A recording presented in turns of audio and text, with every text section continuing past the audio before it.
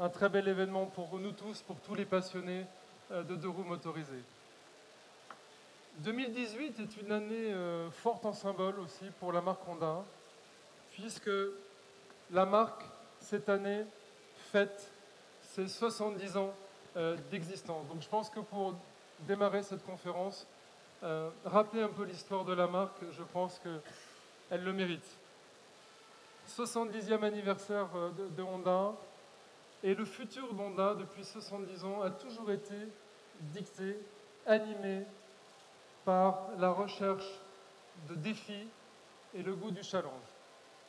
Innovation, qualité, esprit d'indépendance, donc voilà les valeurs clés qui guident la marque depuis 70 ans. Et on le doit à notre fondateur, Soichiro Honda. Et pour faire le lien avec l'actualité produit aujourd'hui, je pense qu'il y a un modèle dans l'histoire de la marque Honda, le Cub, qui est vraiment le symbole des 70 ans de la marque. Vous savez, le Cub, c'est ce produit qui a été lancé en 1958, qui fête cette année ses 60 ans. Un produit qui a révolutionné l'industrie motocycle dans le monde, qui est le fruit du rêve de Soichiro Honda, qui était de faire un produit pour tous, abordable, fiable et avec un gros niveau de qualité. 60 ans plus tard, le Cub, c'est 100 millions d'exemplaires vendus. C'est le deux roues motorisé le plus vendu sur la planète. Et aujourd'hui, j'ai le plaisir de vous annoncer l'arrivée du Super Cub sur le marché européen, sur le marché français. Donc voilà le Super Cub qui va être donc commercialisé à partir du mois de novembre sur l'ensemble du réseau français. Alors l'histoire de la marque, bien sûr, c'est aussi la compétition. Parce que la compétition, c'est vraiment dans notre ADN. Soichiro Honda disait « If Honda does not race, there is no Honda ». Donc si Honda n'est pas dans la compétition, Honda n'existe pas. Et effectivement, Honda est présent dans toutes les catégories qui comptent en sport mécanique. Je citerai bien sûr le Tourisme Trophy, où Honda a gagné sa notoriété et sa réputation sur le marché européen dès les années 60. Bien sûr, le MotoGP, 23 titres dans la catégorie Rennes, et l'histoire est en cours. Je pense que la saison 2018 se passe plutôt bien pour nous. Mais il y a une catégorie qui nous tient particulièrement à cœur et sur laquelle j'aimerais m'attarder quelques instants. C'est l'endurance. Les courses d'endurance, c'est, avec les 24 heures du Mans, le bol d'or sur le territoire français, je pense que c'est une histoire d'amour, l'endurance, entre le public français, les constructeurs et tous les passionnés de sport mécanique. C'est aussi une histoire d'amour entre Honda France, ses collaborateurs et le public. Parce que Honda France a été très impliqué, a écrit une belle page de l'histoire de l'endurance depuis 40 ans, 23 saisons, 12 titres mondiaux, 78 podiums, 11 victoires aux 24 heures du Mans, 14 victoires au bol d'or. Mais cette success story, elle s'était un petit peu arrêtée en 2006 et on a mis 10 ans, un peu plus de 10 ans à revenir. Et aujourd'hui, je suis très heureux de célébrer avec vous le comeback en force de Honda en championnat du monde d'endurance, puisque nous venons de gagner le titre de champion du monde 2017-2018. Nous avons gagné les 24 heures du Mans et nous venons de gagner donc le bol d'or, donc qui est pour la saison, la nouvelle saison qui démarre. Vidéo.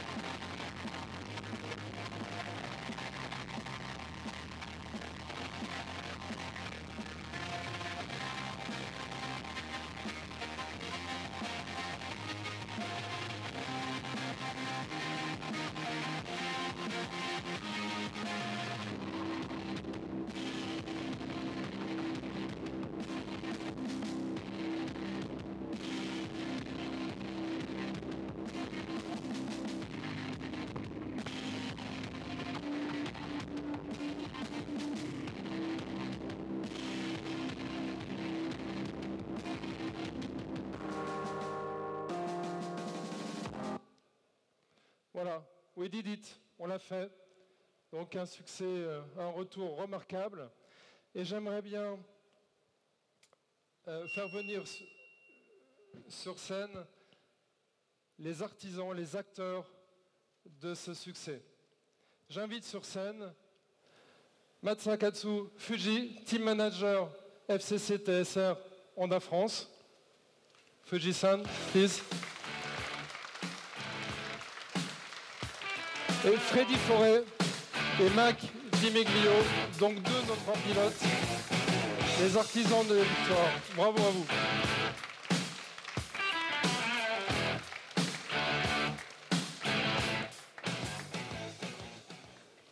Donc Fuji-san, c'est un team manager de génie.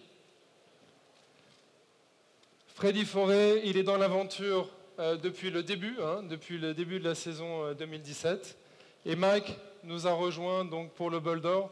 Et pour un début chez Honda, je crois que c'est vraiment un début fracassant. Et j'aimerais bien que Freddy témoigne quelques secondes, parce qu'il est dans l'aventure depuis le début. Il va exprimer un peu son ressenti sur cette saison passée. Tout d'abord, on connaît tous l'histoire de Honda en endurance. Moi, maintenant, je crois que ça fait la 6e année que je suis chez Honda, pas forcément en endurance. Et voilà, donc l'année dernière, on a eu l'opportunité de travailler ensemble avec Fuji. Par la même occasion, Honda France s'est lié avec le team TSR, donc c'était une super nouvelle pour ma part. Et ensuite, voilà, on connaît l'expérience de Honda France en endurance, on connaît l'expérience de Fuji en endurance aussi. On savait que ça pouvait faire des super résultats. Pour être honnête, pour faire une année parfaite comme celle-ci avec les 24 heures du Mans, le Bol d'Or et le titre de champion du monde, je pense que n'importe quel pilote l'aurait rêvé. Donc on l'a fait et on en est très content. Et j'espère qu'avec Mike, Josh et toute l'équipe, on va essayer de continuer sur la même réussite. Merci Freddy, merci à vous.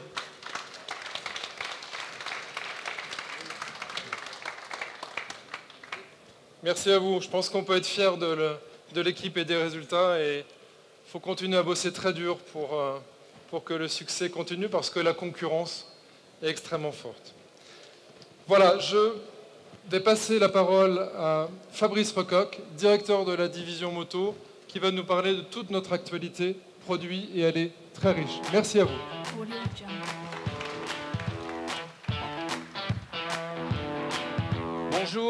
Bonjour à toutes et à tous. Bienvenue au Mondial de la moto à Paris. On va rentrer dans le vif du sujet. Harder, better, faster, stronger. Vous avez tous évidemment la musique en tête. En tout cas, c'est l'état d'esprit et la philosophie qui nous anime en ce moment chez Honda. On est dans une phase dynamique, dans une phase positive, dans une vraie phase de croissance. Et vous allez voir sous les yeux les chiffres qui parlent d'eux-mêmes depuis 2014. Vous voyez l'évolution de nos volumes, la croissance de 2014, 2015, 2016, 2017 et 2018. On est passé de 20 000 unités à pratiquement 28 000. Donc vraiment une vraie dynamique de succès chez Honda en France. Ce que je vous propose, c'est de regarder un petit peu comment cette dynamique de succès s'est instaurée. Elle a commencé en 2015. C'est en 2015 que les volumes sont revenus, et sont revenus avec un modèle spécifique. Vous le voyez sous les yeux, nul besoin de mettre son nom. Vous savez tous que c'est le Forza 125. Une signature visuelle vraiment très spéciale que tout le monde reconnaît maintenant sur la route, puisque nous avons plus de 21 000 Forza qui circulent aujourd'hui sur les routes françaises. Il a apporté un design particulier, il a apporté de la performance, il a apporté de la technologie. Il a su aussi évoluer tous les 18 mois et donc renouveler aussi sa clientèle. Le succès a été immédiat. En 2015, 2016 et 2017, le Forza 125 a été numéro 1 des ventes sur le marché français, tous segments confondus. Cette année, vous le savez, l'année a commencé de manière un petit peu plus douce, on va dire, pour le Forza 125. Il a été renouvelé au cours de l'été, et à partir de son arrivée au mois de juillet, et spécialement au niveau du mois d'août, il est redevenu numéro 1 du marché scooter 125. Avec un succès comme celui-là, il était évidemment important pour nous de capitaliser. C'est ce qu'on a fait en créant maintenant une famille Forza. Vous savez, le Forza est arrivé en 300 cm3 cet été, avec des équipements uniques et avec un positionnement vraiment très spécifique. Il bénéficie aussi, avec le 125 qui a été renouvelé au même moment, de toute une gamme d'équipements et d'un positionnement très agressif sur le marché. Il est aussi, il a du succès évidemment, comme le 125. Il a pris sa place très rapidement sur le marché et aujourd'hui, depuis le mois d'août aussi, on est numéro 1 sur le scooter 300. Ça, c'était en 2015. Je vous propose de continuer maintenant la chronologie. En 2016, et là on se positionne sur les motos de grosse cylindrée, apparaît l'Africa Twin. Réapparaît l'Africa Twin. L'Africa Twin, elle revient dans son concept initial. La légèreté, du caractère, une moto facile à rouler, à l'encontre quelque part des gros trails qui sont arrivés avec des romoteurs. Elle arrive évidemment aussi avec le DCT, la technologie double embrayage, qui est vraiment une technologie Honda.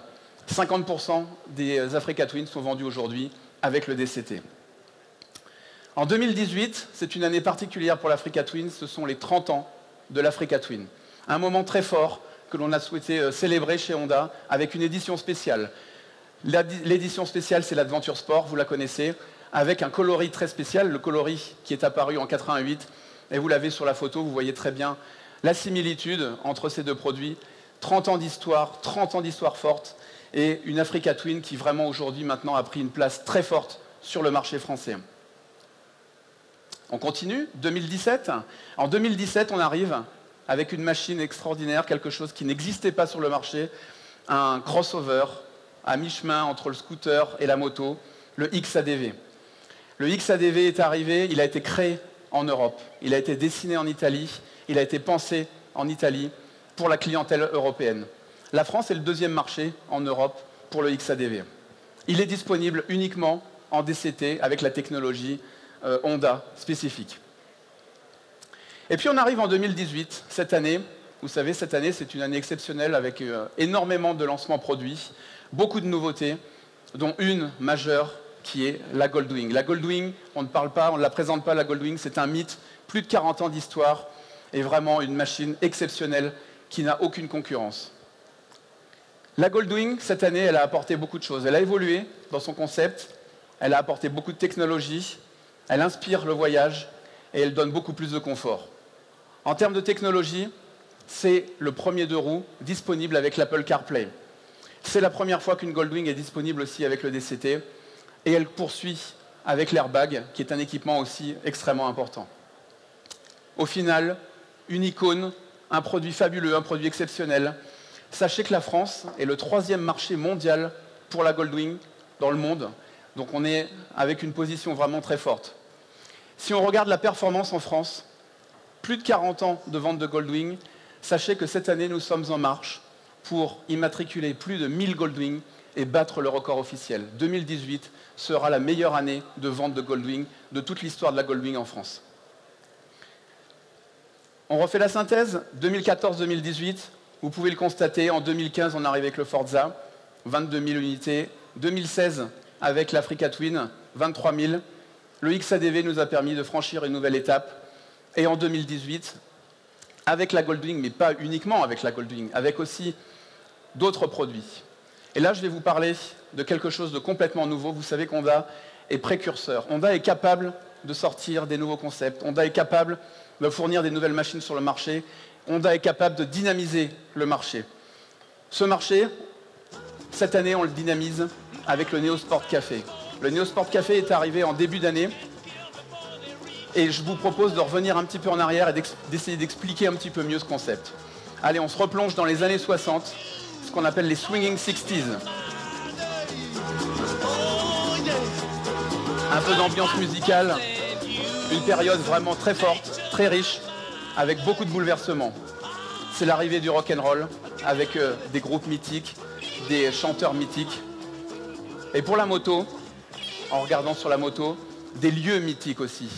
Le Ace Café à Londres, vous le connaissez tous évidemment, c'est un endroit dans les années 60 qui faisait beaucoup parler de lui, un endroit de partage, un endroit d'évasion. C'est un endroit dans lequel on croisait, alors là c'est un terme un petit peu plus technique, Tone-Up Boys. Les Tone-Up Boys étaient des motards qui allaient chercher la performance, qui allaient chercher l'accélération, qui allaient vraiment chercher l'excentricité et qui étaient vraiment des vrais passionnés.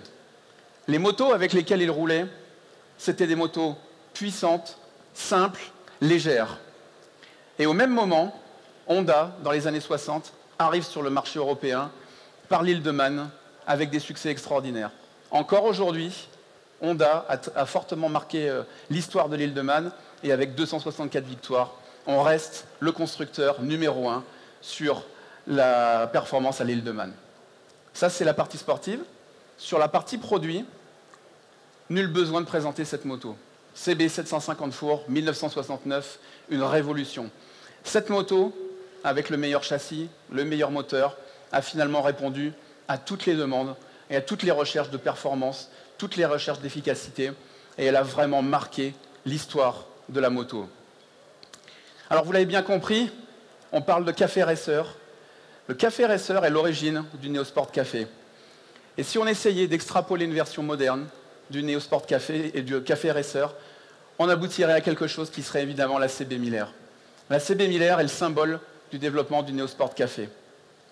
Si on regarde un petit peu plus en détail, cette moto, c'est une véritable bête pour moi, avec un look spécifique, avec vraiment un ADN spécifique. Il n'y a pas de superflu. Vous la regardez par exemple sur la partie arrière, la partie moderne, elle a un full LED. Si vous la regardez sur la partie avant, de la même manière, ce qu'on appelle ellipse shape, avec une identité visuelle et une signature lumineuse vraiment spécifique. Les matériaux employés sont des matériaux nobles, de grande qualité, l'aluminium brossé par exemple. Les accessoires et la personnalisation sont développés à l'extrême, notamment sur la version Plus.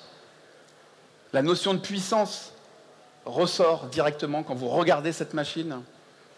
Le moteur, véritablement mis à nu, brut, simple, dégage une puissance et un caractère vraiment très fort. Vous le savez, c'est un moteur de Fireblade et c'est un moteur très expressif. Le châssis n'est pas en reste, évidemment, avec un châssis particulièrement affûté qui donne un plaisir de conduite vraiment très fort. On peut encore l'optimiser avec des réglages spécifiques et notamment la suspension. Sur la partie moderne, puisque je le rappelle, le Neosport Café est une déclinaison véritablement moderne et technologique du café racer. Vous le voyez aussi au niveau du tableau de bord. Sur le tableau de bord, on a la capacité donc à régler spécifiquement la partie moteur, la partie anti-patinage et toute la partie technologique. C'est un formidable condensé entre l'histoire venant du café racer et la technologie moderne. Vous le savez, il existe 3 modèles aujourd'hui. C'est une famille aussi. On parle beaucoup de famille. Eh bien, dans le Neosport Café, cette famille aujourd'hui, elle comporte 3 membres. CB125R, CB300R et CB 1000R. Un seul ADN, une seule visibilité, vous la reconnaissez évidemment le plus rapidement possible. Alors vous me direz, quand on crée une famille, le but d'une famille, c'est parfois de l'étendre et de l'élargir. Eh bien, on a décidé, oui, de réfléchir à l'élargissement de cette famille. Vous avez ici un petit stylo, et avec ce stylo, on a décidé de dessiner, par une esquisse, un nouveau produit qui serait intégré dans la famille Neosport Café. Vous comprendrez aisément, et on en a souvent parlé ensemble, qu'il existe effectivement un vide entre 300 et 1000 cm3, et c'est la raison pour laquelle on a décidé de travailler sur un concept. La moto que je vais vous présenter aujourd'hui est un concept unique qui apparaît pour la première fois en Europe, peut-être dans le monde, on peut le dire aussi. C'est un modèle qui a été fait spécifiquement pour le salon de la moto, pour le mondial de la moto à Paris. On a la chance de travailler pour une marque puissante qui considère le marché français comme un marché extrêmement important pour l'avenir et pour le succès de la marque.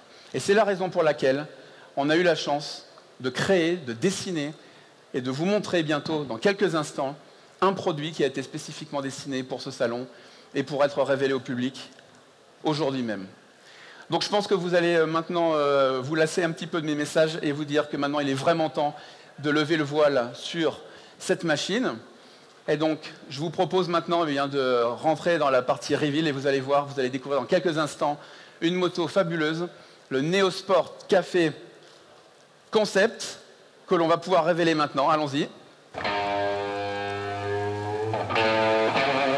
Je vous demande de l'applaudir, je pense que vous reconnaissez les gènes du Neosport Café.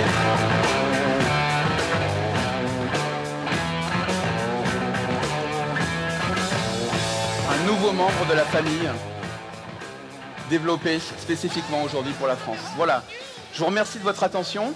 Je vous invite aussi pour l'ensemble des journalistes qui sont là à venir aussi nous rejoindre. Nous sommes tous à disposition évidemment pour répondre à vos questions et j'espère qu'elles seront nombreuses. En tout cas, merci de votre attention. Merci.